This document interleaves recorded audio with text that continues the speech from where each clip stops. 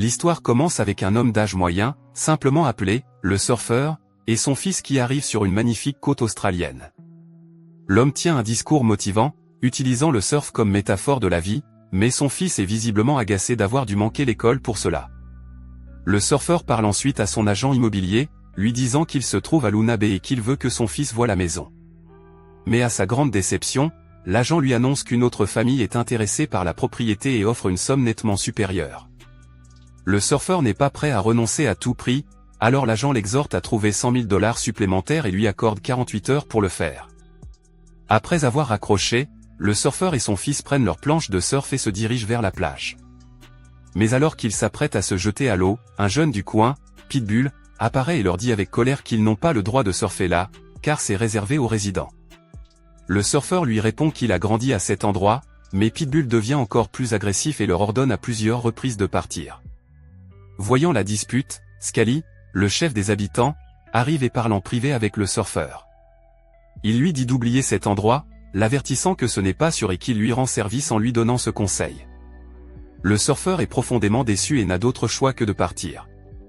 Plus tard, dans la voiture, il révèle à son fils qu'il achète une maison dans les environs, celle qui appartenait à son père et où il a grandi.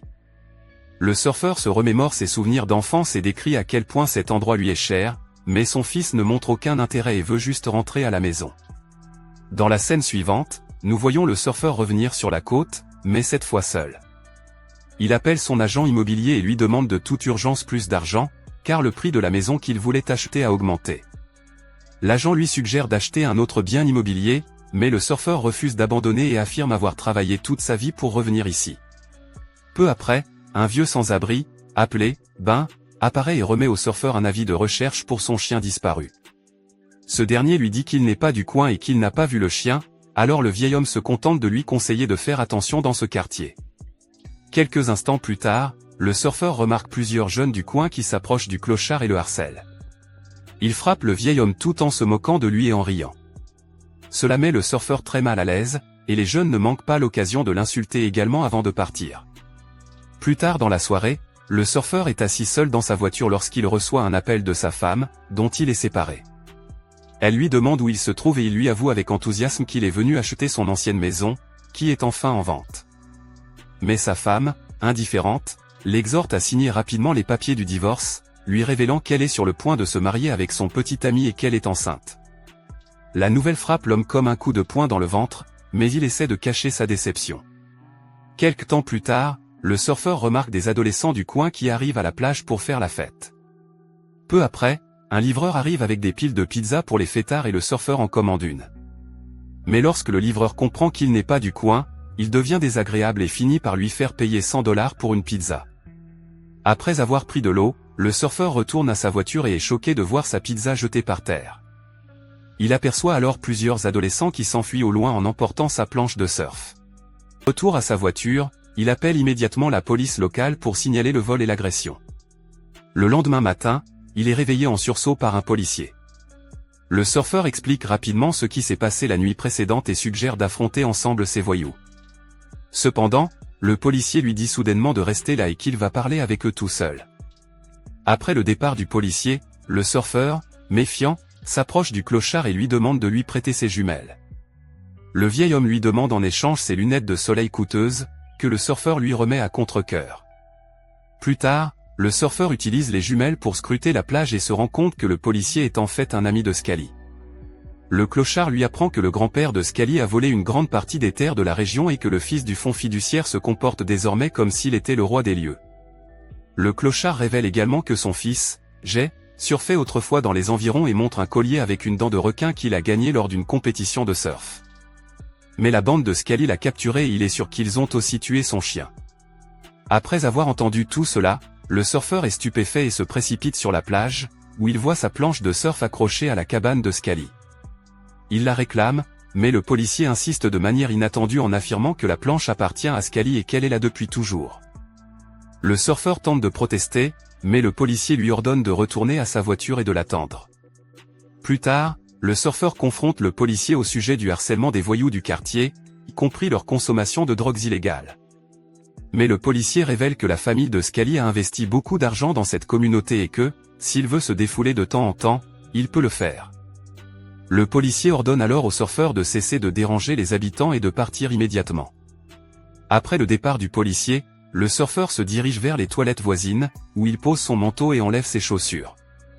Il entre ensuite dans les toilettes pour faire ses besoins, mais remarque soudain la présence de quelqu'un à l'extérieur. Pensant qu'il s'agit des voyous, il se cache rapidement, mais ce n'est que le clochard. En sortant des toilettes, le surfeur constate avec frustration que le clochard lui a volé son manteau et ses chaussures et s'est enfui. Il sort et remarque les jeunes du quartier qui écrivent des insultes sur sa voiture. Alors qu'il les réprimande avec colère, il marche accidentellement sur des morceaux de verre et se blesse au pied. Les jeunes s'enfuient, tandis que le surfeur retourne à sa voiture et panse rapidement sa blessure. Sa frustration grandit lorsqu'il se rend compte que la batterie de sa voiture est également à plat. Quelque temps plus tard, le surfeur se rend dans un magasin voisin pour acheter un café, mais lorsqu'il essaie de payer, son téléphone s'éteint soudainement. Il demande au propriétaire du magasin de le recharger et promet de payer plus tard, mais l'homme lui demande sa montre en gage. Le surfeur, stupéfait, explique que son téléphone est déjà un gage et que sa montre est un cadeau de son père. Alors qu'il retourne à sa voiture, un autre habitant du quartier lui renverse intentionnellement son café au visage et l'insulte. Peu après, le surfeur retourne au magasin, mais découvre qu'il est fermé, ce qui l'inquiète. Heureusement, il trouve une pièce dans sa voiture et l'utilise pour appeler sa société financière depuis une cabine téléphonique. Il laisse un message à son courtier, lui demandant de le rappeler depuis cette cabine pour plus d'informations. Ce soir-là, le surfeur se rend à la plage et jette un œil dans la cabane, où Scully est en train d'accomplir un rituel semblable à celui d'une secte pour accueillir Blondie dans sa tribu. Horrifié, le surfeur décide de saisir cette occasion pour récupérer sa planche de surf, mais il est soudainement attaqué par un chien et, alerté par le bruit, les habitants du coin se lancent à sa poursuite. Après un certain temps, ils continuent à le chercher, alors il se cache derrière des buissons, où il passe toute la nuit. Le lendemain matin, il se réveille et est choqué de voir que sa voiture a disparu. Peu après, le même policier arrive, et le surfeur lui révèle frénétiquement que sa voiture a été volée la nuit précédente. Mais le policier le réprimande simplement pour ne pas être parti plus tôt et lui montre la vieille voiture du clochard, insistant sur le fait que sa voiture est toujours là. Le surfeur, sous le choc, insiste sur le fait qu'il conduit une Lexus, mais l'agent se contente de se moquer de lui et lui ordonne de partir immédiatement. Après le départ du policier, le surfeur se rend à l'ancienne maison de son père, où il remarque que son agent immobilier est en train de faire visiter la maison à une autre famille. Le surfeur demande désespérément un peu de temps et insiste pour acheter la maison, mais l'agent fait semblant de ne pas le connaître. Il le traite de clochard et lui ordonne de quitter la propriété. Fatigué de la situation, le surfeur tente de rejoindre le téléphone public, mais il est arrêté par des jeunes qui commencent à le harceler. À ce moment-là, le téléphone public sonne et le surfeur pense que c'est son agent. Mais les voyous acceptent de le laisser passer seulement s'il leur donne sa bague, alors le surfeur est obligé d'obéir. Malheureusement, lorsqu'il arrive au téléphone public, il découvre que le combiné a été décroché et que le téléphone ne sonne pas. Cela rend le pauvre homme fou. Il se met à pleurer tandis que tout le monde autour de lui rit et se moque de son état pitoyable.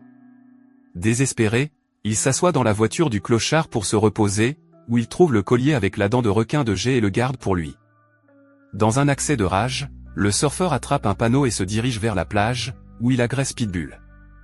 Les deux hommes se livrent à une violente bagarre, mais le surfeur finit par l'emporter. Il blesse brutalement Pitbull et tente même de lui enfoncer la souris dans la bouche. Pendant ce temps, la bande de Scully les remarque, mais pour une raison quelconque, elle s'amuse. Le surfeur est sur le point de tuer Pitbull en le noyant, mais Scully intervient. Il dit qu'avant de surfer, il faut souffrir, puis il enfonce le visage du surfeur dans l'eau. Ensuite, la bande emmène le surfeur dans la cabane, où il lui injecte une drogue. L'homme est bouleversé, car il a perdu sa maison parce qu'il n'avait pas assez d'argent. Mais Scully lui dit de ne pas s'inquiéter, car Pitbull, qui est directeur de banque, va l'aider. Le surfeur dit qu'il y a un autre enchérisseur, mais l'agent arrive soudainement et le félicite pour sa nouvelle maison. Il s'avère que Scully savait qu'il voulait la maison et que tous ces gens se moquaient de lui pour le rendre plus fort. Le soir, la bande accomplit à nouveau un rituel semblable à celui d'une secte et Scully presse un pieu métallique brûlant contre le corps du surfeur pour l'accueillir officiellement dans la tribu. Il prend alors sa planche de surf et se dirige vers l'eau, mais Scully l'arrête, lui disant qu'il doit passer une dernière épreuve avant de pouvoir enfin surfer. Scully l'emmène alors vers la voiture du clochard et, à sa grande surprise, lui ordonne d'y mettre le feu. Le surfeur hésite, réalisant que c'est la maison de bain et qu'il n'a rien d'autre. Mais Scully tente de le convaincre en lui disant qu'une fois qu'il aura fait cela, l'océan sera à lui et qu'il pourra s'y installer et faire tout ce qu'il veut. Les autres voyous se mettent également à crier « Souffre !» et le surfeur finit par céder à la pression et met le feu à la voiture. Après cet acte brutal, Scully l'accepte enfin comme membre de la tribu, juste au moment où le fils du surfeur arrive. Scully l'informe qu'ils font désormais partie de la communauté et invite les deux hommes à aller surfer ensemble. Soudain, le clochard, qui avait disparu depuis plusieurs jours, refait surface. Il est bouleversé de voir sa voiture en feu et pousse un cri déchirant. Il se précipite vers la plage, suivi par le surfeur paniqué. Le vieil homme s'en prend immédiatement aux voyous, les accusant d'être responsables de ses souffrances. À la grande stupéfaction de tous, le clochard sort un pistolet chargé et menace de les tuer s'ils bougent. Il oblige ensuite tous les hommes à s'agenouiller sur la plage, face à l'océan déchaîné. Pointant son arme sur Pitbull, il lui ordonne d'aboyer, ce qu'il fait. Le clochard laisse partir tous les autres hommes, mais oblige Scully, le surfeur et son fils à rester. À ce moment-là, le surfeur admet avoir compris son erreur et dit qu'il a décidé de ne pas acheter la maison. Il comprend la douleur du vieil homme et le supplie de laisser au moins partir son fils. Le surfeur lui remet alors le collier avec la dent de requin de Jay et affirme que tout ce qu'il souhaite, c'est emmener son fils faire du surf. En voyant le collier, le clochard est ému et laisse enfin partir le père et le fils. Ceux-ci se précipitent immédiatement dans la mer et commencent à surfer ensemble, trouvant du réconfort dans les vagues. Pendant ce temps, le clochard appuie enfin sur la gâchette et met fin à la vie de Scully. Il se tourne ensuite vers l'océan, prend une profonde inspiration et se tire une balle. Le film se termine avec le clochard s'effondrant sans vie sur le sable, tandis que le surfeur, bouleversé, est tourmenté par le souvenir d'avoir trouvé le corps de son père échoué sur cette même plage.